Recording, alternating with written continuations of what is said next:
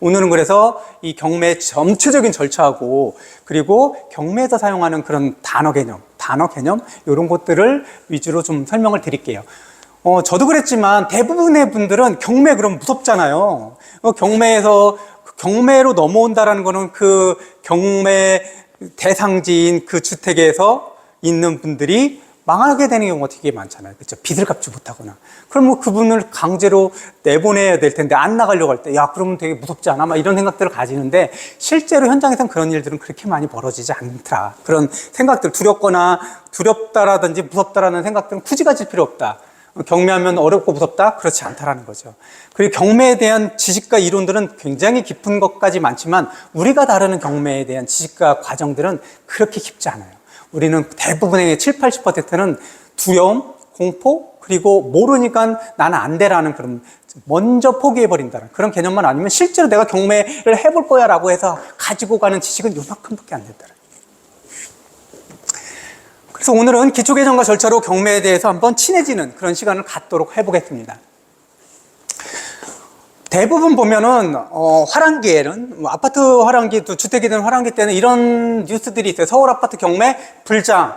경매에 많은 사람들이 참가한다는 거예요. 또 집값이 굉장히 오를 때는 경매도 많이 참가하지만 집값이 점점점 하락길 때, 집값이 굉장히 떨어졌다 경매 시장도 싸늘하다라는 거죠. 그럼 경매 시장이 불장이야? 그러면은 지금 주택 전체적인 시황들이 되게 사람들이 집을 살려고 하는구나라는 거 인식하면 되겠죠.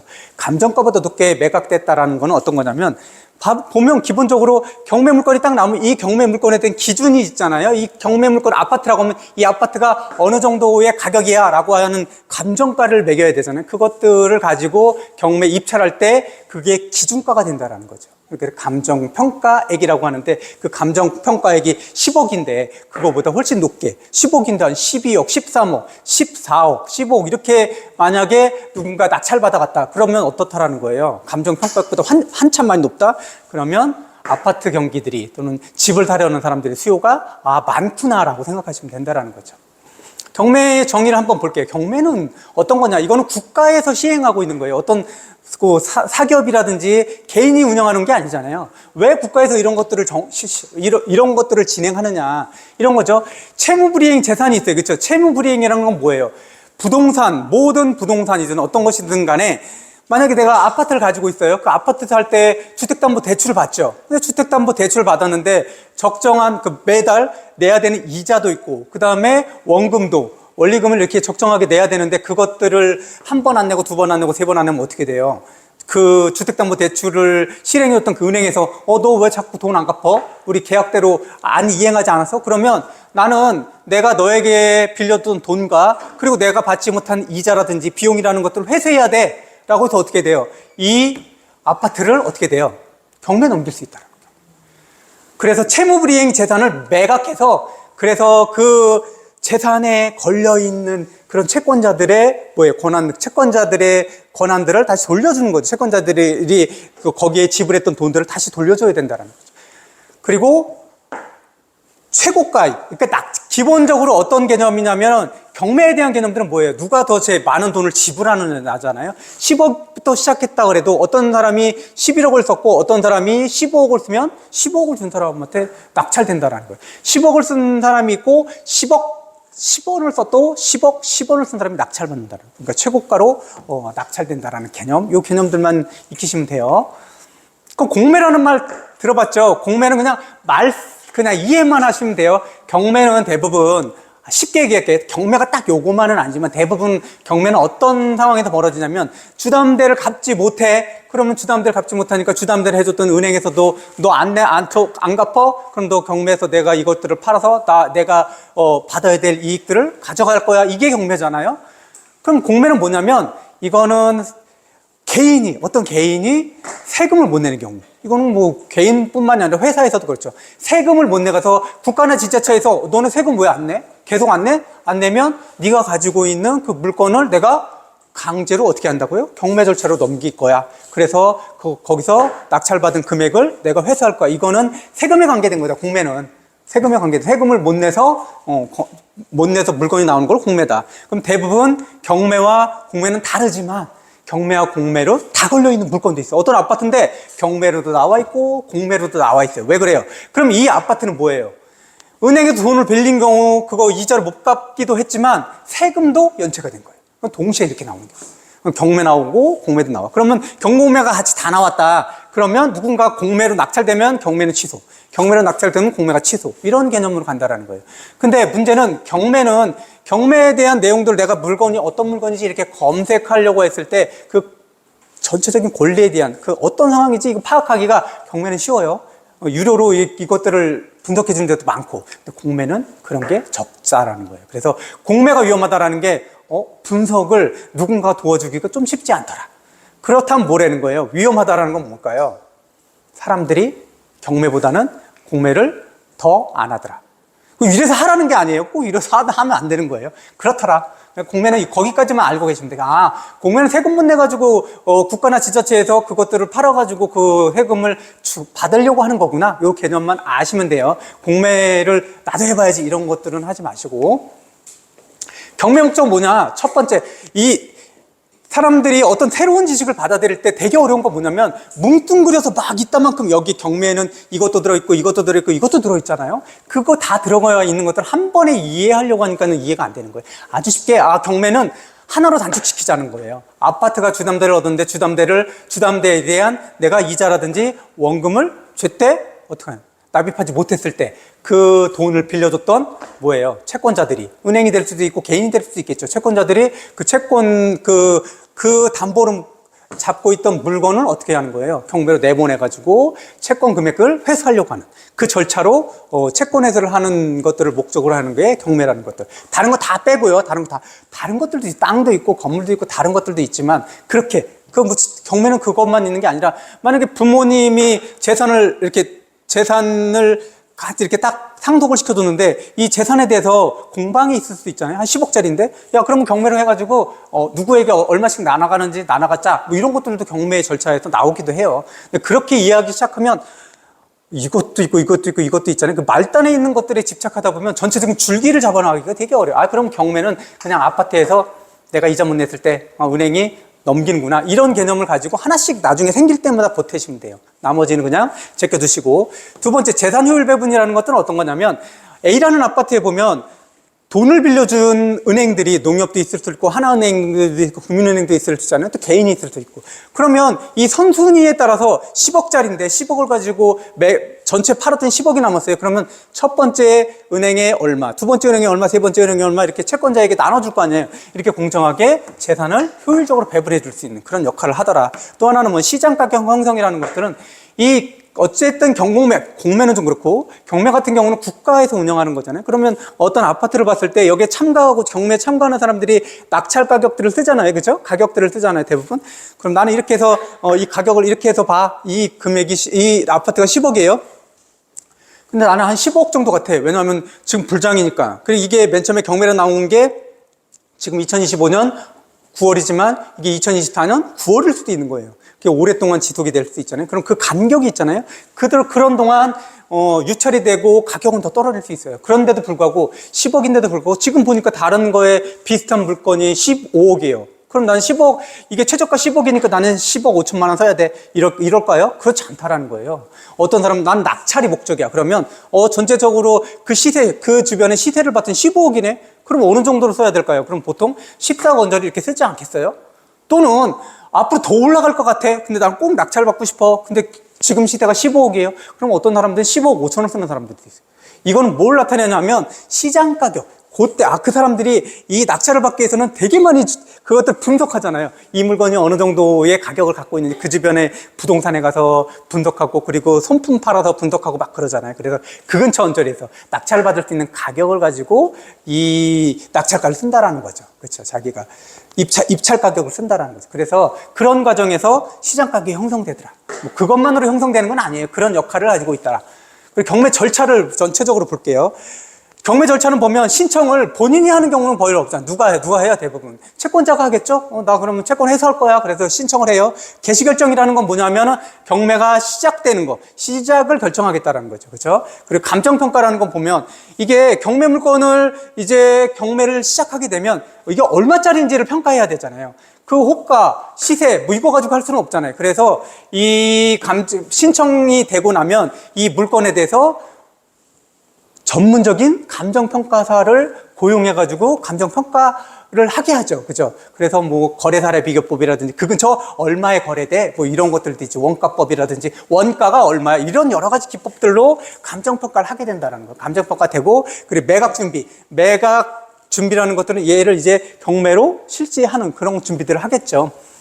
입찰과 낙찰 확정이라는 건, 입찰은 어쨌든 경매 물건이 나오면 개시 일정, 그 경매일에 거기 가서 입찰하고, 그리고 낙찰받는 사람들이 있겠죠. 낙찰받는 사람이 없을 수도 있어요. 그죠?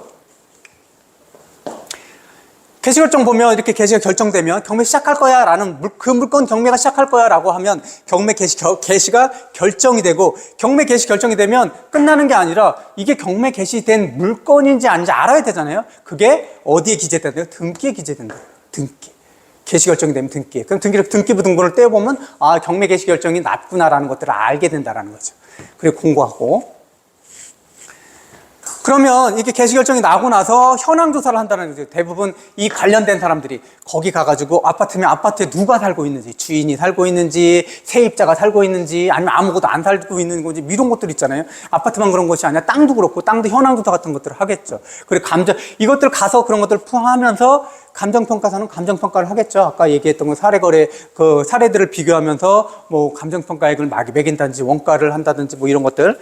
그리고 매각기일은 뭐냐면, 낙찰을 받으려는 사람들이 법원에 가가지고, 야, 이거 물건에 대해서 내가 입찰을 할 거야. 그 기일이 매각기일이에요. 그날.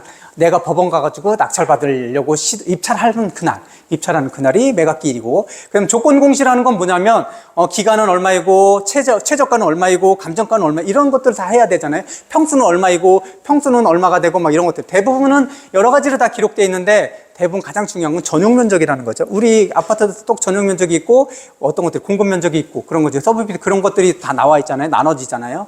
우리가 전용 84라는 것들은 대부분 몇 평이에요? 우리가 생각하기에 30에 34평이잖아요. 근데 전용 84라는 개념들은 실제로는 그 전용의 개념으로 보면 한 24, 25인 거죠. 우리가 쓸 수 있는 공간만 보면. 그러면 법원에 갔어요. 법원에 가면 입찰서를 써야 돼요. 입찰서를 쓸 때 중요한 건 뭐냐면, 입찰서를 쓸 때 내가 거기서 최저가 기준이 있어요. 최저가 밑으로 쓰면 어떨까요? 야, 이 물건은 최저가가 10억이야. 근데 난 9억 9천이라고 썼어요. 그럼 어떻게 될까요? 그건 그냥 무효예요. 그 사람은. 안 되는 거죠. 근데 이런 것들이 있어요. 최저가가 10억이에요. 10억인데 공이 그럼 몇 개가 돼요? 그러면 공이 9개가 되잖아요. 그렇죠? 10억이니까. 공이 9개인데 공을 10개를 썼어요. 100억이네요. 그런 사람이 있을까요? 없을까요? 그런 사람들이 있다라는 거예요. 1억짜리예요. 1억짜리인데 내가 가서 10억이라고 쓰고 온 거예요. 당연히 낙찰 아니에요? 그렇죠. 그런 거 낙찰되면 어떻게 될까요? 보면 10억짜리라 그러면 실질적으로 감정평가액이 10억이다 라고 했을 때는 첫 번째 1차에 내가 입찰가를 첫 번째 감정평가액보다 낮춰주면 안 돼요. 감정평가액이 10억이다 그러면은 내가 봤을 때 10억보다는 더 높게 써야 돼. 10억 이상으로 써야 돼. 그럼 대부분 첫 번째 내가 그러면 계약금 쪽으로 나는 그러면 입찰하기 위해서 첫 번째 얼마로 거기 보증금처럼 넣느냐? 그럼 10분의 1 정도 넣어요. 그럼 10억짜리다 그러면 얼마 넣어야 돼요? 1억을 넣어야 되는 거예요. 1억짜리다 얼마를 넣어야 돼요? 1,000만 원을 넣어야 된다. 그럼 첫 번째는 1,000만 원 들어갔어요. 근데 내가 그거를 1억짜리인데 10억을 넣었어요. 그럼 제가 낙찰 받을 수 있어요, 없어요? 있어요? 1억짜리인데 10억 내가 잘못 썼는데 무조건 낙찰 받겠죠. 그러면 어떻게 결정 나잖아. 네가 최고가로 썼으니까 너는 10억에 낙찰 받았어 이렇게 했어요. 그러면 어떻게 낙찰 받아요? 빚내서? 못 하잖아요. 어떻게 할 거예요? 취소시킬 수 있을까요? 취소시킬 수 있어요. 어떻게? 그 법원 경매 절차가 잘못됐다라고 내가 입증시키면 그거로 매각 불허가를 통보받을 수 있어요. 그럼 나는 그러면 보증금을 돌려받을 수 있어요. 그 절차상의 문제가 있다라고 그것들을 밝혀내면. 근데 절차상의 문제가 전혀 없어. 내가 실수한 거야. 그럼 어떻게 돼요? 내 1,000만 원은 그냥 날아가는 거야. 그럼 경매 진행 기금으로 그게 들어가 버리는 거예요. 그래서 그것들이 실체 0을 더 쓰는 경우가 없냐? 있다라는 거죠. 대부분 그래서 입찰을 쓸 때 거기 가면 입찰서 빈 양식들이 다 있어요. 그러면 공부한 사람들이 막 보고 가잖아요. 그래서 어떤 사람들은 그냥 법원 가서 법원 가서 내가 이번에 입찰 받으려고 하는 게 아니라 먼저 가서 거기서 몇 장을 가지고 와요. 집에서 쓰죠, 집에서. 그래서 집에서 쓰고 갖고 가는 거죠. 그러니까 그런 실수들을 하는 경우가 있더라. 최고가로 결정되고, 그러면 최고가 결정돼서 내가 낙찰 받았어요. 그러면 거기서도 낙찰 심사라는 걸 해요. 적법한 절차였는지, 뭐였는지, 뭐 이런 것들을, 불법 조항이 있었는지. 그래서 적법하다 그러면 낙찰을 승낙해줘요. 그게 한 일주일 정도 걸려요. 낙찰됐어? 일주일 정도 걸리죠. 그 다음에 허가를 받은 거예요. 그러면 대금 납부해야 되잖아요. 잔금 납부. 이게 10억짜리인데 내가, 1억 정도를 어떻게 했어요? 맨 처음에 1억 정도를 낸 거잖아요. 근데 나머지 9억에 대한 잔금을 지불해야 되잖아요. 그 잔금 기간이 대개 3주에서 4주 정도의 기간을 줘요. 예전 같으면은 이 잔금을 어떻게 납부했냐면, 매각을 내가 낙찰을 받았어요. 그러면 그 매각 대금에 대해서, 나머지 잔금에 대해서 이거를 경락 잔금 대출을 해줘요. 경락 잔금 대출. 이건 국가에서 하는 거기 때문에 원래 예전에는 70%, 80%까지 막 해주고 그랬거든요. 근데 내가 낙찰받은 금액이 되게 싸요. 그럴수록 많이 해주죠. 그죠? 낙찰받은 금액이 되게 싸면. 시세가 대부분의 시세들이 대부분 15억인데 이 물건을 내가 10억에 낙찰받았어요. 그럼 은행에서는, 그걸 감정평가 해볼 거잖아요, 대부분. 저 15억짜리를 10억에 낙찰받는데? 그러면 80%, 90% 해줘도 안전하다라는 거죠. 그쵸? 그런 개념으로 경락잔금 대출을 해줬는데, 국가에서 하는 일이기 때문에. 근데 아주 한참 전부터 경락잔금 대출이라고 하더라도 여러 가지 대출 제한에 묶여있어, 지금. 되게 묶여있어 쉽지 않더라. 그럼 나는 이런 물건들이 어디 와 있는 건데 어떻게 찾아? 그러면 여기 보면은 법원 경매 정보라는 게 있어요. 법원 경매 정보. 그러면 전국에 대한 아파트, 땅, 무슨 이런 경매에 올라가 있는 그런 재산들이 다 여기 올라가 있어요. 그러면 여기서 경매 물건들을 검색을 쭉 해보고, 그리고 나서 거기서 내가 인천에 어디 지역 쭉 해서 그러면 매각기일도 다 나와 있고 거기에 대한 정보도 다 나와 있어요. 그리고 최저 입찰가 얼마 이런 것도 다 나와 있어요. 기본적으로 첫 번째 최저 입찰가는 뭐라고요? 감정가. 감정가가 10억이다 그러면 최저 입찰가 얼마라고요? 10억부터 시작한다라는 거예요. 근데 이게 10억이에요. 근데 사람들이 볼 때 10억이 감정평가인데 거기 지금 시세가 보니까 9억인데 그럼 첫 번째 입찰 할까요? 안 할까요? 안 한 사람 되게 많아요. 아무도 없었어요. 아무도 없었으면 어떻게 돼요? 유찰이 돼요. 유찰. 1차에서 유찰이 되는 거죠. 1차에서 유찰이 되면 어떻게 돼요? 그 최저 가격이 10억이었잖아요. 최저 가격의 20%가 떨어지게 되는 거예요. 그 다음에 2차로 나올 때는 8억에 나온다라는 거예요. 그래서 유찰될 때마다 대부분 20%씩 떨어지더라. 뭐 이런 생각들을 좀 가지고 계시면 될 것 같아요. 대부분 경매는 그렇다고 쳐요. 20%, 30% 떨어지는데 공매는 달라요. 공매는 그냥 10%씩 떨어질 때마다 10%. 공매의 장점은 뭐냐면 내가 직접 법원에 가지 않아도 된다. 인터넷상에서 된다. 경매는 내가 직접 법원에 가야 된다. 대리인이 참석할 수 있다. 대리인이 참석할 때는 원래 경매에 입찰하려고 했던 사람의 인감증명을 가지고 간다든지, 그 다음에 대리인으로 참가한다든 뭐 그런 신청서 이런 것들에 대한 서류만 있으면 대리인이 입찰할 수 있다. 그래서 이런 것들 대행해 주는 데도 많아요. 부동산에 대행해 주기도 하고, 아버님이 나는 땅을 좀 낙찰받고 싶어. 나 땅을 좀 입찰해보고 싶어. 그랬는데 아버님 전혀 몰라요. 그럼 아들이 가서 대신해 줄 수 있는 거예요. 그건 대리할 수 있다라는 거예요. 근데 본인이 하는 게 훨씬 더 간편하더라. 근데 한번 심심할 때 한번 들어가 보세요. 법원 경매 정보로 들어가서 경매 물건을 보면 집도, 아파트, 땅, 뭐 건물, 자동차 뭐 이런 거 다 되게 많아요. 심심하면 이렇게 눌러보여요. 근데 여기에 대해서는 되게 보고 이야기가 되게 어렵다라는 거예요. 잘 정리가 안 돼 있다라는 거예요. 이거는 뭐 공짜고 그러니까 뭐 그런 건데, 그래서 이것들을 아주 잘 정리한 것들이 대부분 보면 경매지, 유료로 하는 경매지들이 있어요. 우리나라 제일 오래된 경매지, 경매 유료지 같은 경우 지지 옥션이라는 거 혹시 들어봤나요? 지지 옥션 뭐 이런 것들, 또는 뭐 스피드 옥션 이런 것들, 탱크 옥션 뭐 이런 것들이 있는데, 가격은 비싼 거는 1년 단위로 얘기할 때 비싼 거는 한 100만 원이 넘는 경우도 있고, 싼 거는 한 2, 30만 원, 1년에 30만 원 하죠.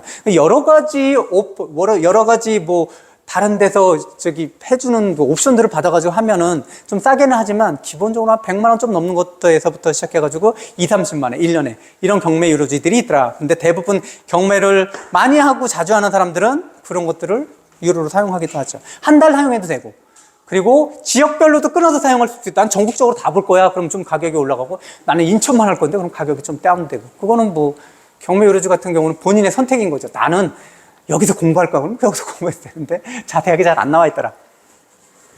그래서 어떻게 돼 있냐? 그럼 경매물건 눌렀어요. 물건, 상세 검색, 부동산 눌렀잖아요. 그러면 법원 소재지 선택할 수 있어요. 서울중앙지방법원, 뭐 인천에도 고를 수 있고, 이렇게 고르는 거 쭉쭉 사건 번호, 타경. 사건이라는 건 무슨 사건이 났다라는 게 아니라 그렇게 해서 경매 올라놨다라는 것들이죠. 입찰, 뭐 이런 것들, 용도 같은 경우는 무슨 뭐 거주 아파트라든지 뭐 이런 거 땅이라든지 뭐 이런 공장이라든지 뭐 이런 여러 가지 것들이 있어요. 다 선택해서 딱 누르면 기간도 누를 수 있어요. 그럼 그거 누르면 거기에 맞는 그 물건들이 툭 튀어나온다. 그렇다고 가서 하시라는 게 아니에요. 그렇게 하더라고요. 심주만 눌러보시라고.